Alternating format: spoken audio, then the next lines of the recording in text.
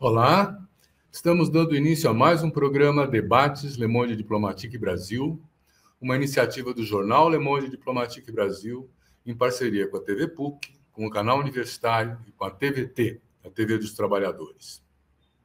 Hoje nós vamos tratar de uma questão que está mobilizando todo mundo, curiosos para ver como é que vai ser a sucessão do Papa Francisco e o que vai acontecer com a Igreja Católica a partir desse momento tão importante de decidir novos rumos, eventualmente, para a Igreja, que é muito importante no Brasil, que conta com 140 milhões de brasileiros católicos e é a maior religião do país. O que será que vai acontecer? Para discutirmos isso, nós convidamos e temos a honra de ter aqui conosco o Frei Beto. Todo mundo conhece o Frei Beto. Eu agradeço muito a presença do Frei Beto aqui. O Frei Beto é jornalista, é escritor premiado e é um educador popular. Ele tem um vínculo muito forte com os movimentos sociais, trabalhou muito com as comunidades eclesiais de base e é um dos expoentes de uma igreja progressista no Brasil, né? Ele escreveu livros importantes, Batismo de Sangue, por exemplo, teve prêmio Jabuti, prêmio Juca Pato. Ele tem uma vasta coleção de livros publicados, agora está fazendo uma tetralogia que fala do Jesus militante, um primeiro livro, do Jesus rebelde, um segundo livro, de um Jesus revolucionário, um terceiro livro, e agora está para sair daqui a pouco o Jesus amoroso.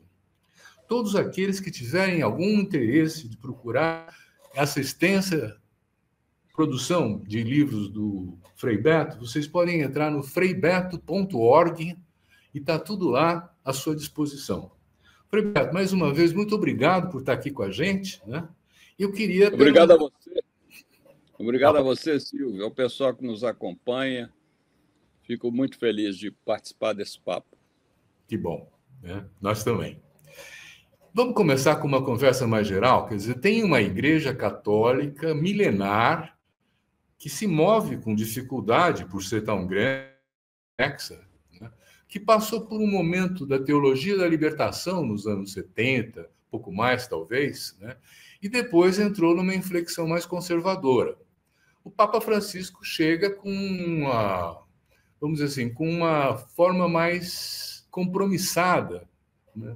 Com a questão do meio ambiente, com a questão da exclusão social, da pobreza, da desigualdade, dando mais para as pessoas mais simples, ele próprio mostrando no seu comportamento essa adesão a uma simplicidade maior. O próprio nome dele, né, Francisco, é puxado assim, também tem característica, né? E a pergunta é, o que vai acontecer com a igreja, né? Talvez seja melhor a gente considerar um pouco essa trajetória, Frei Beto, para depois chegar na discussão de hoje, né? Como é que você vê isso? Exatamente. Eu começaria do penúltimo Papa progressista que, pelo menos no meu período de vida, se não calculei mal, eu devo ter passado por 7 papas. E o grande Papa progressista foi o João XXIII, que convocou o Concílio Vaticano II entre 1962 e 1965. O que é o concílio? O concílio é uma espécie de Assembleia Nacional Constituinte.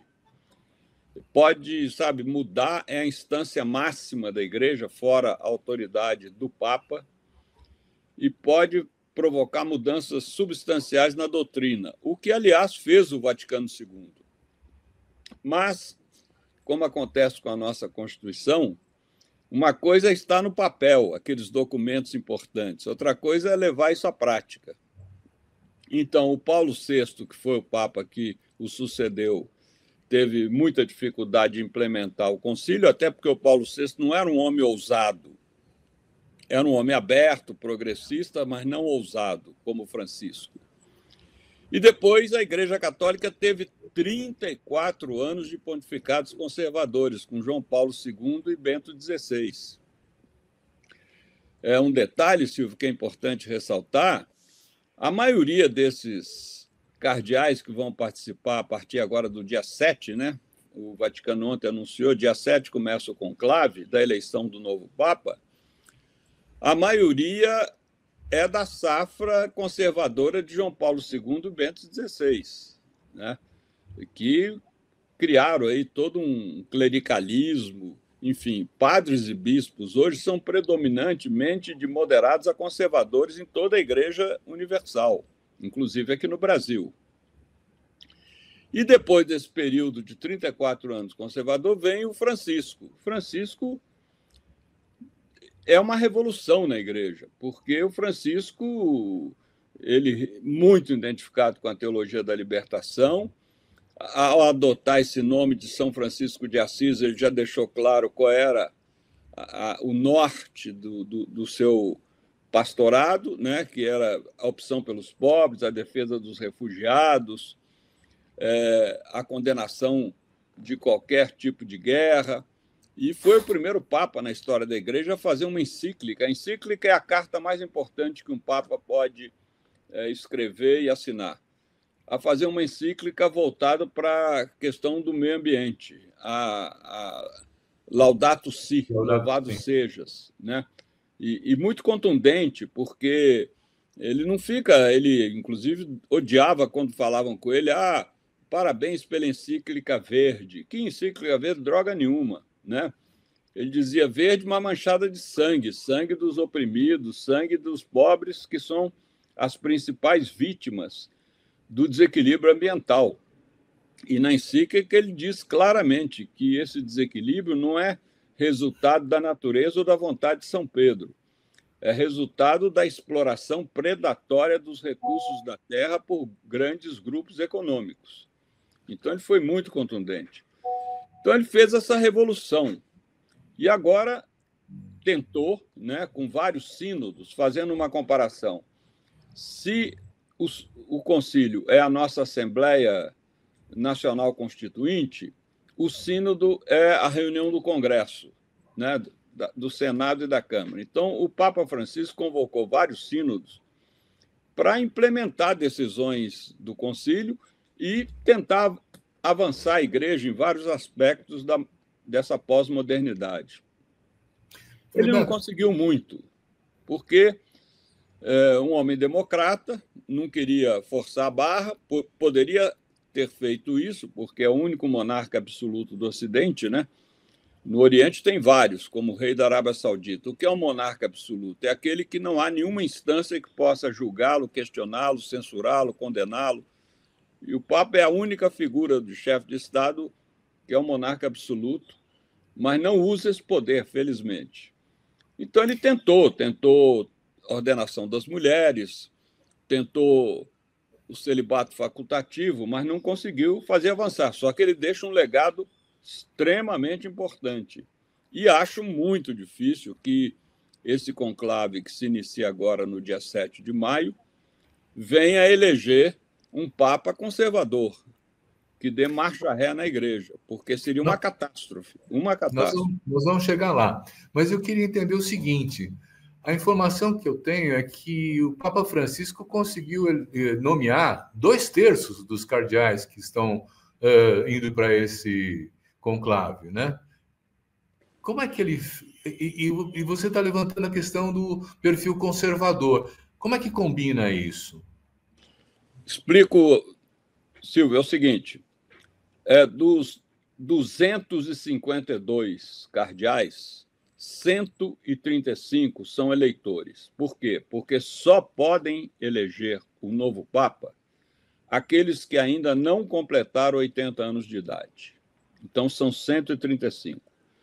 Na verdade, são 133, porque nas últimas 48 horas, o Vaticano anunciou a não presença de 2 cardeais eleitores. Eu, aqui entre nós, digo que felizmente, porque os 2 são muito conservadores. O cardeal Vinco, da Bósnia, e o cardeal Canhazeres, da Espanha. Então, por razões de doença, esses 2 já comunicaram que não estarão presentes. Então, serão 133. Desses 135 eleitores, o Francisco nomeou 80%, mas não significa, Silvio, que eles sejam todos progressistas. Por quê? Porque quando o Papa nomeia um cardeal, que é um título emérito, né? É um título honorífico, ele não tem um efeito, a não ser a eleição do Papa, não tem. Um cardeal e um arcebispo são iguais nos seus países, né? Apenas o cardeal tem um título honorífico que o arcebispo não tem. Enfim, quando ele nomeia, ele leva em conta o consenso dos bispos do país. Então, ele seria incapaz de nomear um cara muito avançado para um país cujos bispos são de moderados a conservadores. Entendi. Portanto, os 133 eleitores necessariamente não vão votar pela linha pastoral do Francisco. Porém, devido ao fato do Francisco ter se afirmado como o mais respeitado chefe de Estado de todo o mundo nesses 12 anos de pontificado, é muito difícil que eles venham escolher um cardeal conservador, né? Eles vão ter que escolher um cardeal poliglota, aberto às questões mundiais, voltado à política internacional, querendo renovar a igreja, porque a igreja na Europa, para você ter uma ideia, os seminários, as casas de formação de religiosos estão vazios, estão virando hotéis, estão virando centros de eventos de empresas, porque não tem vocações. Então, isso realmente seria um grande atraso. Vamos entrar nisso, porque eu acho interessante fazer também uma espécie de reflexão sobre a situação geral do mundo e o caminho da igreja, né? Porque, de uma certa maneira, os governos, de maneira geral, viraram mais conservadores, mais à extrema-direita, inclusive, né? Como nós temos nos Estados Unidos. A igreja também é um organismo social que tem um impacto do ambiente em que ela atua, não é isso? Quer dizer, não seria de esperar que houvesse uma igreja progressista nesse momento. Ou seria? Não, porque nós tivemos, independente do fato de haver essa ascensão da direita no mundo inteiro, mas o fato de a igreja ter atravessado 34 anos de papas conservadores, sabe, é impossível que ela hoje fosse uma igreja majoritariamente progressista, como ela foi lá nos anos 70, 80. Impossível isso. De qualquer forma, o Papa Francisco destoou dessa tradição conservadora implementada aí por João Paulo II e Bento XVI e deu uma virada na igreja. Agora, isso tem que continuar, né?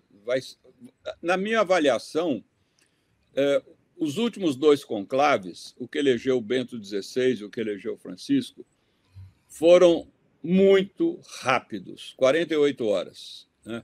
Rápidos demais até para os tempos atuais. Eu prevejo que esse será longo. O que é longo? Para os tempos atuais, 4 ou 5 dias. Eu acho que o quebra-pau lá dentro vai ser muito forte, né? Já teve conclave, só a guisa de folclore histórico, já teve conclave que durou 33 meses, né? No século XIII. E foi preciso... O conclave foi realizado no Palácio Episcopal de Viterbo, no interior da Itália, e foi preciso que os fiéis destelhassem o palácio no início do inverno e restringisse a entrada de alimentos para que os cardeais apressassem a eleição, o que de fato aconteceu, né? Porque eles não queriam passar nem fome nem frio.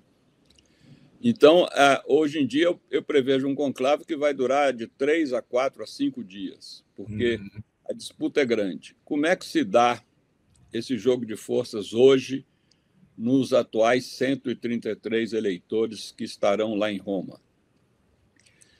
Se dá da seguinte maneira: há um primeiro escrutínio no primeiro dia que é meramente de caráter de homenagem, né? Presta-se homenagem a um cardeal idoso que está encerrando a carreira, a vida. Então, votam nele porque ele já participou de vários conclaves e nunca teve votos, né?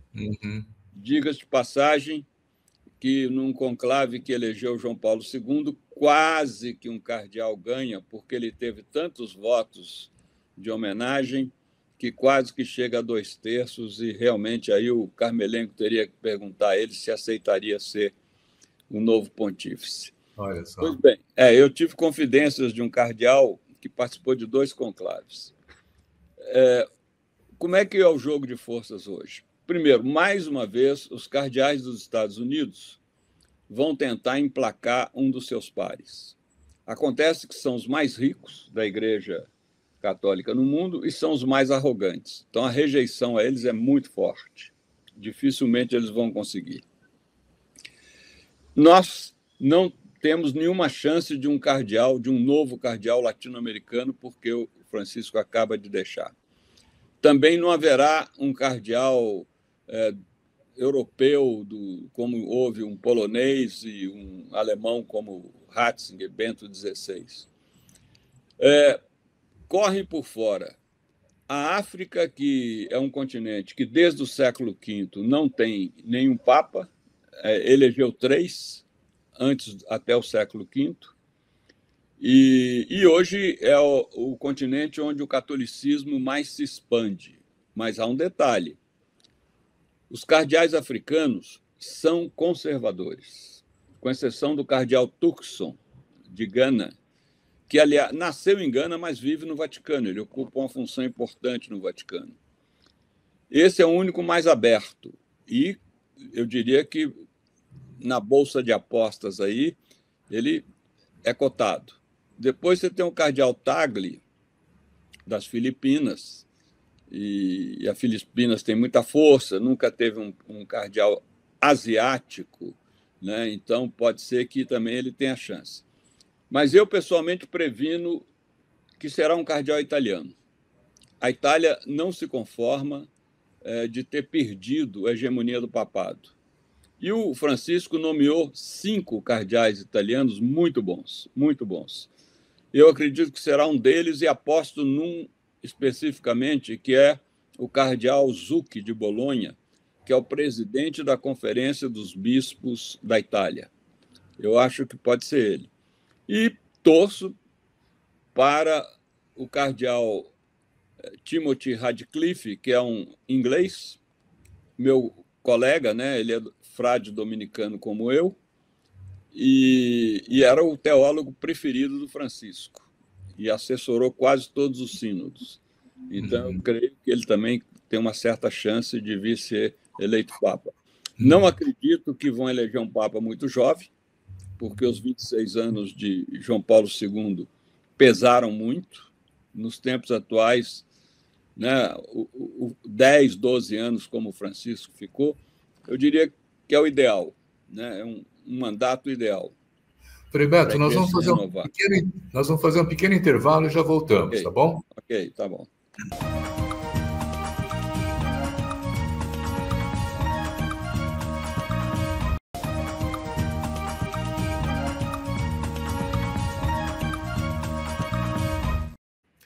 Olha, hoje em dia, a gente observa que mudou a realidade da Igreja Católica. Eu participei, por exemplo, das comunidades eclesiais de base e havia uma presença muito forte, capilarizada da Igreja, com seus centros de formação, suas paróquias, uma formação para a cidadania, não é? Que estava sendo construída nessas comunidades eclesiais de base. Isso implicou uma construção, quer dizer, a Igreja, inclusive, tem os espaços, eu acho que ninguém mais tem esses espaços de formação tão amplos e tão presentes no Brasil como um todo. Quando ela se transforma mais em conservadora, essas comunidades eclesiais de base vão se esvaziando, vão perdendo essa potência de transformação, não é, que elas apresentavam antes. Isso me leva a uma pergunta, quer dizer, se o Papa que foi eleito for conservador ou progressista, como é que muda a estrutura da Igreja para poder implementar uma nova política? Olha, se for um Papa conservador, ele age com mão de ferro, vai realmente usar do seu poder de monarca absoluto, e o que ele faz é interferir nas conferências episcopais, nomeando bispos conservadores e removendo bispos progressistas. E se for um papa progressista, ele vai dar continuidade à política, à linha pastoral do Francisco, sem dúvida nenhuma. Eu não espero um papa muito progressista, mas também não espero um conservador. Por isso que eu aposto aí nos italianos, né? Porque a igreja não suportaria hoje um papa da marcha ré, sabe? Um papa que viesse a trazer um retrocesso. Por exemplo, o Francisco acabou oficialmente, né, doutrinariamente, com preconceito aos homossexuais. Ou seja, todo sacerdote é obrigado a batizar filhos e filhas de casais homoafetivos. Tem o direito, esses casais têm direito de receber uma bênção. Francisco não conseguiu que essa bênção tenha caráter sacramental como do casal hétero dentro da igreja. Mas eu acho isso um detalhe absolutamente, vamos dizer assim, sutil. Por quê? Porque, na minha teologia, qualquer bênção tem presença de Deus, ela tem caráter sacramental. Enfim, ponto. Francisco nomeou várias mulheres para funções importantes no Vaticano, mas não conseguiu que elas tivessem acesso ao sacerdócio. A misoginia na igreja ainda é muito, muito forte. A Igreja Católica abriu uma exceção. Tem uma característica, Silvio, que muito pouca gente conhece. O Papa, ele é Papa de uma igreja que tem 24 braços, 24 segmentos católicos com diferentes ritos. 23 são do Oriente e um é do Ocidente, que é o segmento romano. Só no segmento romano o celibato é obrigatório. Em todos os outros 23, o celibato é facultativo. O padre pode decidir se contrai ou não matrimônio.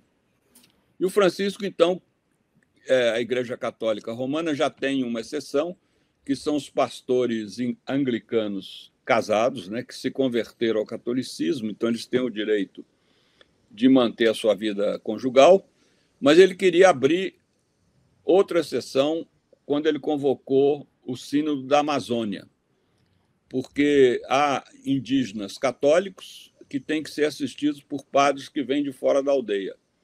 E Francisco queria que indígenas fossem também sacerdotes. Acontece que no mundo indígena é inconcebível um adulto sem companheira, mas ele também não conseguiu que essa segunda exceção fosse aberta. Ou seja, ele agiu com muita habilidade, né? Ele não queria provocar um choque na igreja e muito menos um cisma. Se vier um papa conservador, sem dúvida nenhuma, pode haver um cisma, como já houve no passado. Vamos falar um pouco do catolicismo e dos evangélicos? Quer dizer, Vamos. Há um crescimento maior dos evangélicos no Brasil do que o crescimento do universo católico, né? Do conjunto dos católicos. Tem uma disputa aí? Isso é um espaço de controle de poder? Como é que você vê isso? Olha, se é na cabeça de alguém disputa de poder, de espaço, eu acho bobagem, né?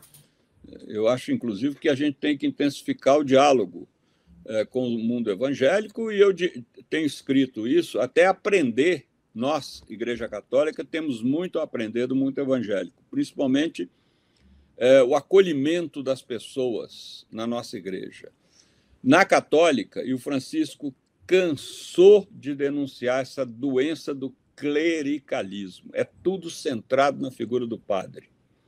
Então, você vai numa missa, não há interação entre os fiéis, ninguém conhece ninguém. Na hora do abraço da paz, mal se cumprimentam. Você vai num culto evangélico, aquilo é divertido, as pessoas dão testemunhos de vida, tem vídeo, tem cinema, a música é de qualidade, o cantor tem talento de voz, sabe? É completamente diferente. Por isso que eu digo, quando se vai a uma missa católica, você encontra patrão e patroa. Mas onde é que está a cozinheira dela, a faxineira dela, o porteiro do prédio dela? Está na igreja evangélica, né? Você quase não vê mais as comunidades pobres. Isso tudo foi o atraso que João Paulo II e Bento XVI causaram na igreja ao refluir as comunidades eclesiais de base, das quais você participou e citou aí. Então, a SEBS realmente era a grande capilaridade popular da Igreja Católica, e elas refluíram, não deixaram de existir, mas refluíram. Então, eu creio que é bobagem essa coisa de ficar disputando. Eu acho que uma deve aprender com a outra, e nós temos muito a aprender na questão do acolhimento. Uma pessoa que vive numa grande cidade como São Paulo sofre o seu anonimato, a sua invisibilidade social. Quando entra numa igreja evangélica, ela é bem acolhida e a autoestima vai lá em cima. É isso aí, essa pedagogia, os católicos têm muito a aprender. Eu acho que sim. Você sabe que naquela época da teologia da libertação, das comunidades eclesiais de base, eu acabei na zona sul da periferia de São Paulo, dando aula de alfabetização de adulto pelo método Paulo Freire, para articular e participar com eles desse movimento de defesa de direitos, né? Foi muito interessante, é uma coisa que marcou muito a minha personalidade. Que bom. E isso me leva a uma outra questão, Beto. Qual é a relação da fé com a política? Você tem uma experiência profunda de reflexão sobre isso. Olha, Silvio, todos nós cristãos somos discípulos de um prisioneiro político. Começa por aí. Jesus não morreu nem de hepatite na cama, nem de desastre de camelo numa esquina de Jerusalém. Como vários companheiros e companheiras nossos, durante os 21 anos de ditadura militar, ele foi preso, torturado, julgado por 2 poderes políticos, o judaico e o romano, e condenado à morte na cruz, por subversão. Então, não há como falar que religião não tem nada de política. O arcebispo Desmond Tutu, da África do Sul, dizia: não há nada mais político do que dizer que a religião nada tem a ver de política. Claro que tem a ver. Agora, a questão reside na sabedoria de não partidarizar as religiões. Exemplo, é um absurdo um padre, num sermão de missa de domingo, pedir aos fiéis para votar nesse ou naquele partido ou nesse ou naquele candidato. Não, ele deve mostrar aos fiéis que o evangelho tem uma opção pelos pobres. Agora, qual é o candidato que vai realmente servir à promoção e libertação dos pobres? Que cada um tire as suas conclusões. Não cabe ao celebrante orientar, ou ao pastor, como acontece em muitas igrejas evangélicas hoje. E também, do outro lado, nós não podemos confessionalizar o Estado, o governo, os partidos políticos. É um absurdo um partido democrata cristão. Ainda bem que praticamente desapareceu. Aqui no Brasil nem existe mais. Por quê? Porque você não pode ser um partido de um segmento religioso da população. Você tem que ser de todos aqueles que abraçaram o programa do partido, independentemente se tem ou não fé, se pratica ou não alguma religião. Agora, esse equilíbrio é difícil, é o que deveria ser mantido, porque na vida pessoal de todos nós, e mesmo na vida social, não dá para separar religião e política. É a mesma coisa dizer que você vai tomar água, mas conseguiu separar, né, o hidrogênio do oxigênio. Então, você não toma água, você vai tomar 2 gases separados, porque você dá função disso aí. Então, nós, como seres humanos, como seres, como cidadãos e cidadãs, somos todos seres religiosos, ainda que sejamos ateus, mas há uma dimensão espiritual em todo ser humano e somos todos seres políticos. Não há como separar. Então, mas olha, a Igreja Universal construiu o Partido Republicano, né? Sim, mas isso é muito comum, né? Igrejas que... Está aí o Trump dizendo que, sabe, ele é cristão e não sei o quê, dando força, enfim. Esse pessoal vai por aí, né? Não tinha um presidente aí que dizia que Deus acima de tudo, etc., usando o nome de Deus em vão, que, aliás, é um pecado mortal. É isso aí. Isso não me surpreendo, até porque a principal crítica que Jesus fez durante os seus 3 anos de militância foi aos religiosos. Se você abrir o capítulo 23 de Mateus, do Evangelho de Mateus, é um libelo contundente contra a religião esclerosada dos fariseus e saduceus, que ele chega a xingar, dizer hipócritas, raça de víboras, sepulcros caiados, né? E possivelmente tenha dito lá outros epítetos que o evangelista não quis reproduzir para não chocar os beatos, né? Beto, vamos falar de dentro do Brasil? Quer dizer, vamos. Existem dinâmicas regionais diferentes. O Brasil é um continente. Você falou da população indígena, que também tem suas particularidades. Então, esse conservadorismo acabou penetrando tudo, ou nós temos dentro do Brasil setores progressistas também que estão disputando o espaço e o discurso da igreja? Repete a pergunta, porque houve uma falha na sua comunicação. Tá. Não, nós estamos falando de uma diversidade enorme num Brasil que é um continente, né? E tem características culturais, inclusive, diferentes. Uma presença muito forte, por exemplo, das regiões afro na Bahia, a população indígena também, com a sua cosmogonia, com o seu mundo, não é? E nessa diversidade toda, o mundo católico está dividido, está disputando, tem conservadores e progressistas. Como é que está acontecendo? É tudo igual? Virou tudo conservador? Não, Silvio, não. O clero e os bispos são de moderados a conservadores, porque é o resultado das safras de João Paulo II e Bento XVI. Você não tem quase mais nenhum bispo progressista profético, como tínhamos um Pedro Casaldáliga, um Aloysio Loscheider, um Paulo Evaristo Arnes, um Helder Câmara. Essas figuras, infelizmente, se foram, né? E hoje eu diria que o único cardeal progressista do Brasil é o Dom Leonardo, que é o cardeal de Manaus. Enfim, fora ele, os outros são de moderados a conservadores. Infelizmente, não temos. Houve uma passada de trator aí durante os pontificados de João Paulo II e Bento XVI. Agora, a Igreja Católica é um saco de gato. Você tem gente de extrema esquerda e gente de extrema direita. Convivemos mal, mas convivemos. Nenhum dos lados aqui quer rachar. Aliás, todos os cismas ocorridos na Igreja Católica foram de direita. Nunca a esquerda fez uma ruptura, né? Mas a direita fez várias, como o Monsieur Lefebvre, lá atrás, que infelizmente depois foi readmitido pelo João Paulo II, que foi um erro, porque ele não fez autocrítica dos fatores que o levaram a romper com a igreja. Então, o fato é que você constata, por exemplo, as pesquisas constataram que nas 2 últimas manifestações convocadas pelo Bolsonaro, em São Paulo e no Rio, a de São Paulo muito maior que a do Rio, a maioria dos participantes eram católicos, ao contrário do que muita gente esperava. Não eram evangélicos, eram católicos. Então, existem muitos católicos neofascistas, sim, pró-nazistas.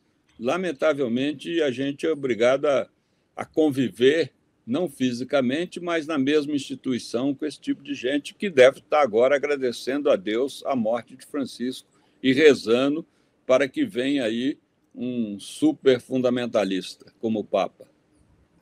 Vamos olhar para frente, quer dizer, hoje em dia, né? Há uma desesperança no ar, assim. Qual é o paradigma no mundo que pode ser olhado como um projeto de sociedade que tenha a dignidade humana, a igualdade, o respeito à diversidade? Quer dizer, nós temos um momento em que a esperança está fragilizada, né? E a utopia,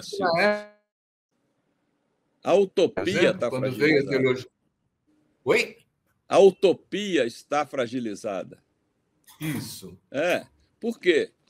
Porque nós vivemos num mundo manipulado pelas redes digitais, que dão uma sensação de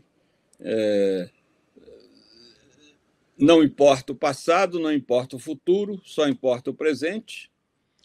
E, por outro lado, o capitalismo cada vez mais quer se impor como definitivo. É um único sistema compatível com a liberdade humana e com a liberdade religiosa, o que é uma grande farsa, uma grande mentira, mas muita gente engole, porque essa mentira é muito bem contada. Então, com isso, nós perdemos a esperança. E a esperança se mantém quando ela tem o norte da utopia. O que é utopia? Utopia é um projeto que possivelmente não possa ser realizado, mas que ele serve de bússola, serve de norte para as nossas ações. Exatamente o que eu defendo nessa tetralogia sobre os evangelhos, os 4 evangelhos, mostrando o seguinte: Jesus não veio nem fundar uma igreja, nem fundar uma religião. Jesus veio restaurar o projeto político civilizatório de Deus para a humanidade, que ele chamava de Reino de Deus, que infelizmente a igreja colocou lá no céu, mas na cabeça de Jesus estava lá na frente. E a prova disso são 2. Primeiro, por que ele usou a expressão Reino de Deus? Porque ele estava no reino de César.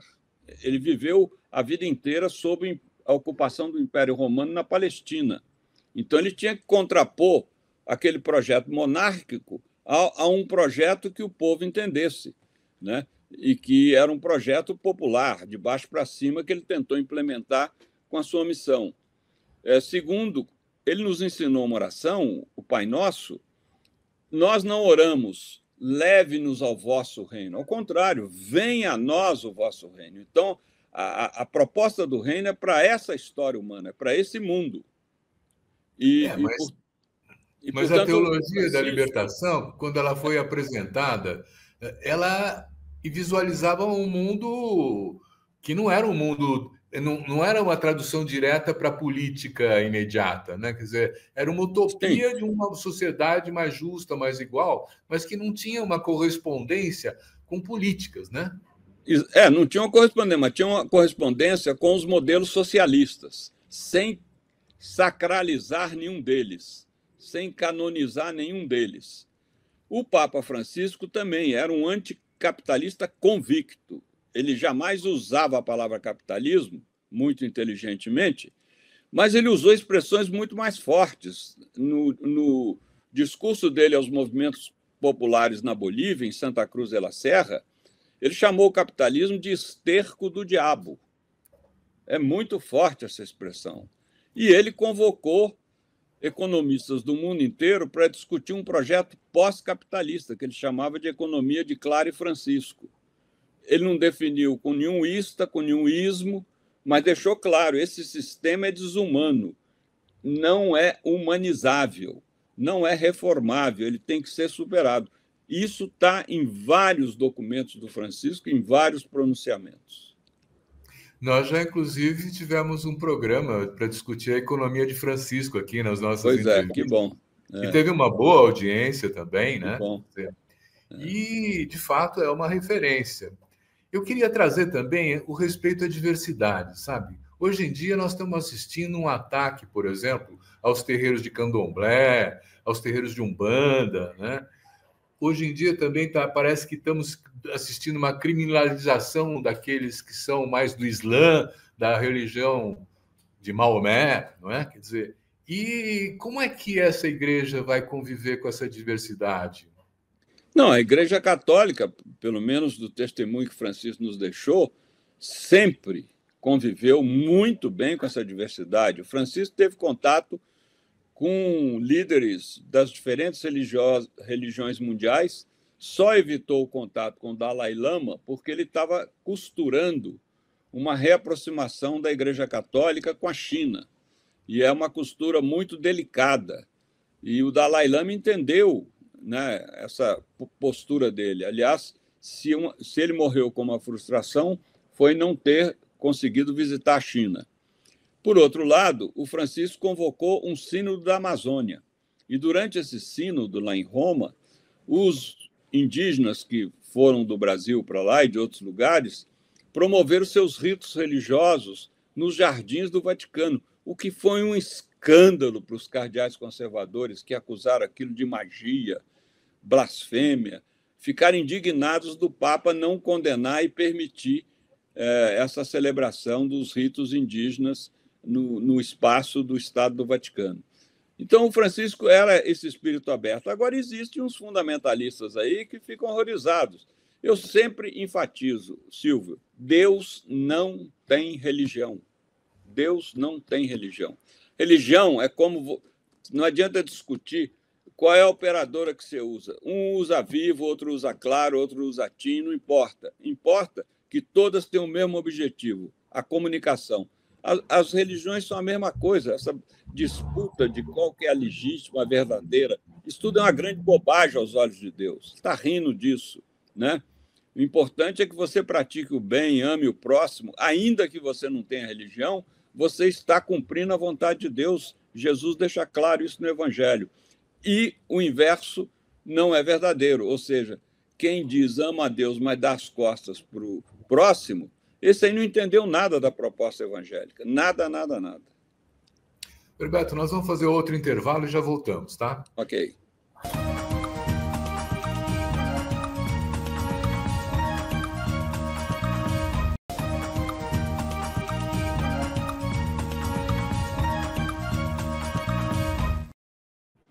Você fez menção a uma questão que eu acho central nessa sedução do público para aderir a uma proposta, um projeto, mesmo uma religião, que é a questão do acolhimento.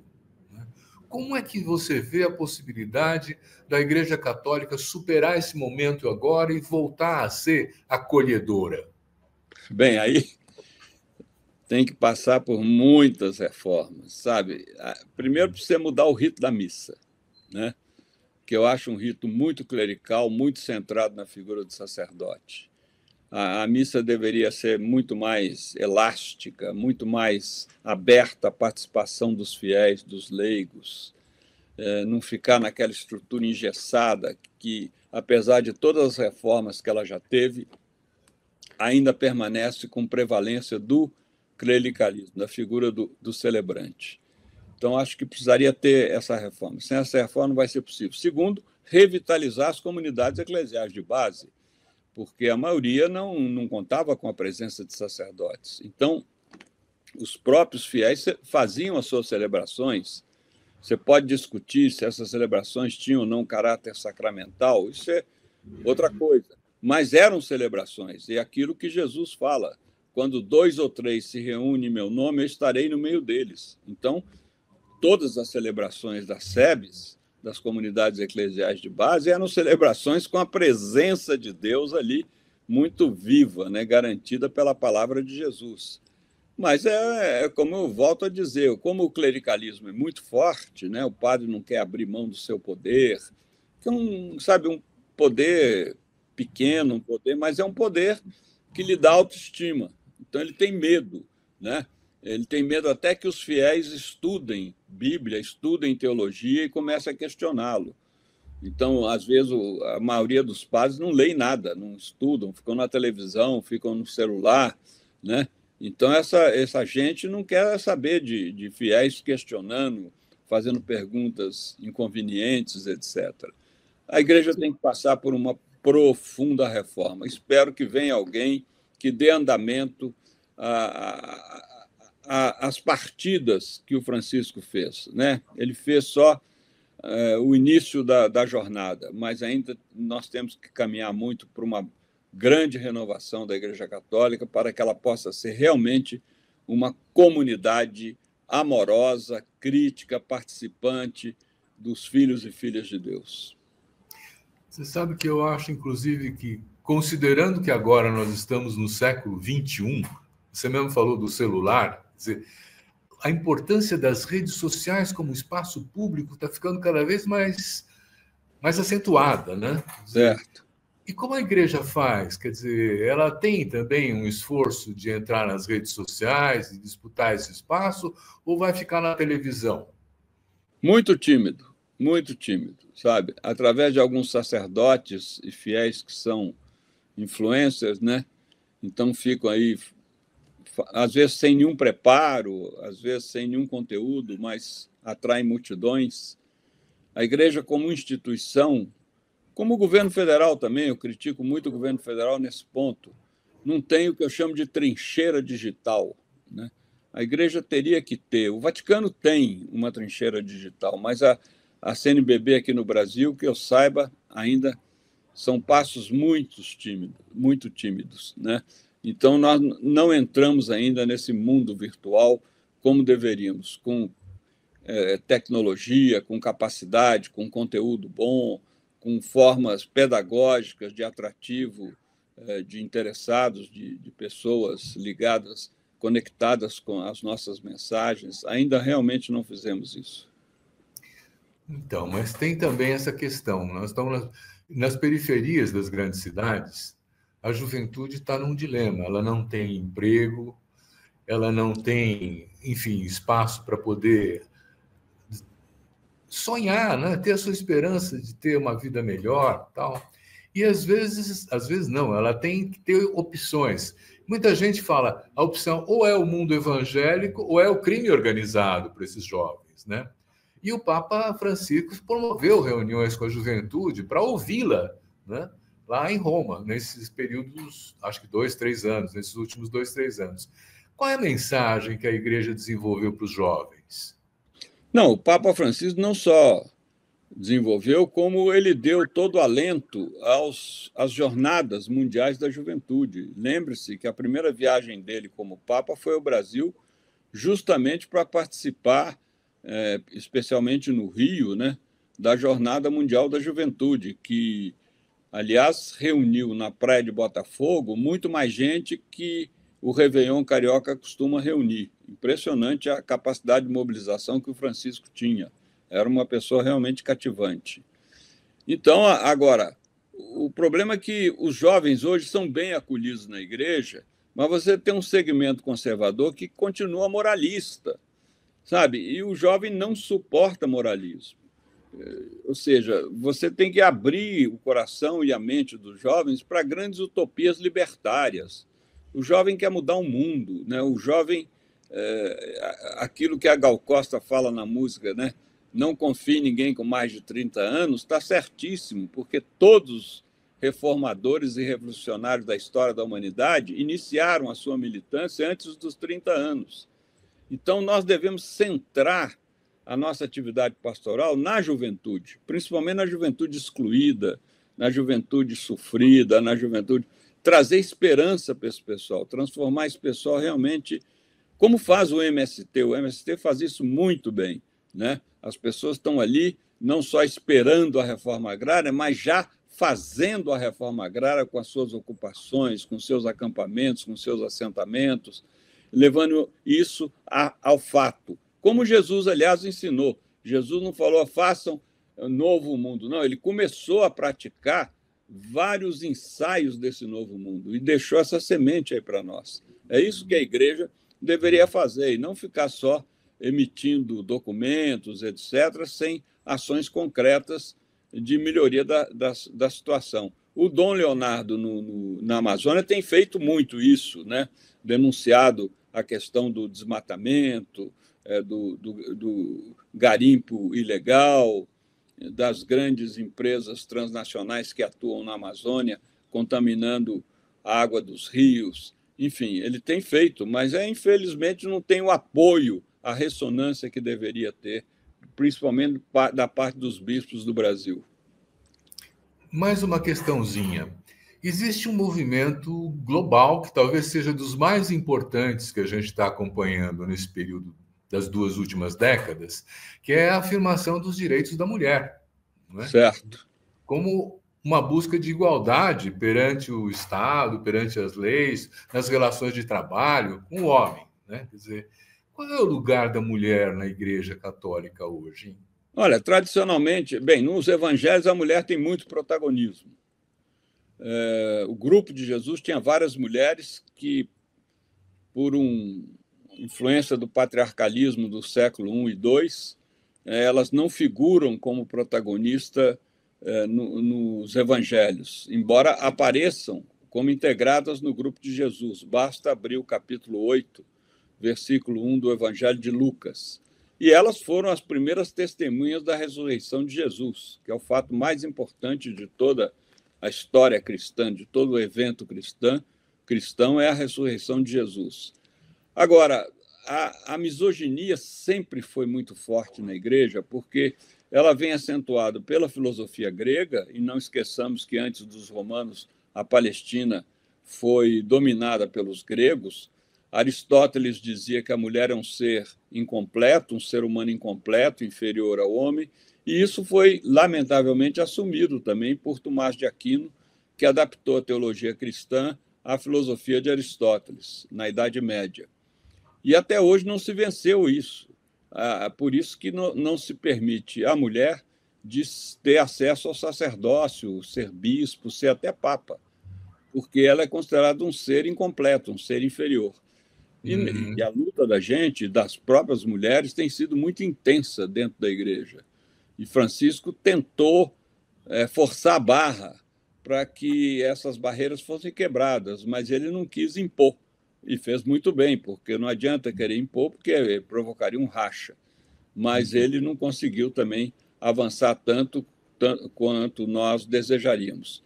Então, ainda a questão da mulher é uma questão pendente, como muitas outras na Igreja Católica. Olha, o tempo está passando, o papo está ótimo, mas nós estamos chegando no final do nosso programa. Pois é. Então, eu vou pedir a você que nós façamos mais um pequeno intervalo e depois você transmite uma mensagem que você queira para finalizar o programa para a gente, tá bom? Ok.